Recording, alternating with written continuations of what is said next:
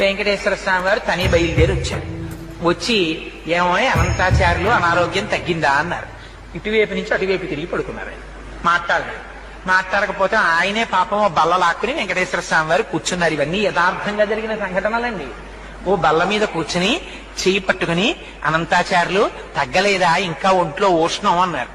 అంటే పాపం మీకు ఇప్పటికి తీరుబడి దొరికింది, మిమ్మల్ని నమ్ముకుని కొండ మీదకి వచ్చి ఈ నేల నుంచి పుష్పకైంకర్యం చేస్తున్నాను, 3 రోజులు అయింది జ్వరం వచ్చి పడి మంచాన వచ్చి నన్ను పలకరించడానికి తీరుబడి కుదరలేదు, వైద్యుల్ని పంపిస్తానన్నావుట, ఏం పాపం నువ్వు వచ్చావేం ఖాళీ దొరికిందా అన్నారు. అంటే పోన్లేవయ్యా, మనస్సంతా కష్టపెట్టుకోకయ్యా, నీకు జ్వరం ఉందో లేదో చూద్దామని వచ్చాను. అనంతాచార్యులు నన్ను చూడాలన్న భక్తే తప్ప వైద్యులతో వైద్యం చేయించుకుందామని కూడా నీకు కోరిక లేదేమిటో, చూడు నీకు ఎలా తగ్గించేస్తానో అని ఒళ్ళంతా పాపం వెంకటేశ్వర స్వామి వారి వాత్సల్యం అంటే చూడండి.